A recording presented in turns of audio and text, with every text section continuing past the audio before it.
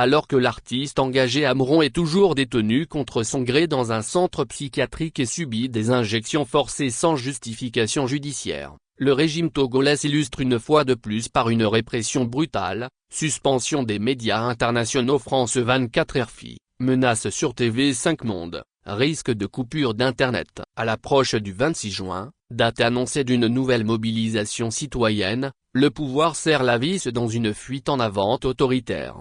Touche pas à ma constitution. Alors qu'Ameron continue de subir des injections forcées, la seule préoccupation du régime est la suspension de France 24 et d'RFI. Ce lundi 16 juin 2025, alors qu'aucune procédure judiciaire n'est engagée contre l'artiste, l'avocat d'Ameron n'a toujours pas accès à son client qui est toujours détenu contre la volonté de sa famille, dans un centre psychiatrique où il subit des injections dont on ignore le contenu.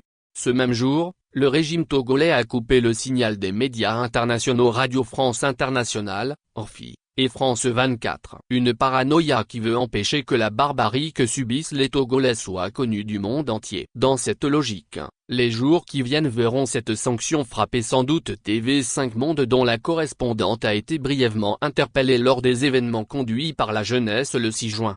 Comme c'est l'habitude de ce régime, il faut aussi s'attendre prochainement à une éventuelle perturbation organisée ou même la suspension pure et simple d'Internet. Un scénario classique des autorités togolaises. La chape de plomb sur l'information s'étend inexorablement à l'approche du 26 juin, date retenue par la jeunesse togolaise pour s'exprimer à nouveau publiquement. Le pouvoir de Lomé est pris dans un tourbillon répressif tous azimuts. C'est sa seule réponse face à l'engagement et à la pression de la jeunesse qui s'est mise en première ligne pour dénoncer les abus de pouvoir, la violence d'État et la mauvaise gouvernance. Tout cela se déroule dans le contexte des arrestations arbitraires et des actes de torture exercés sur les détenus politiques. Le pouvoir ne se donne plus aucune limite, depuis qu'il a remplacé la constitution du pays, sans consulter le peuple, créant un désordre juridique.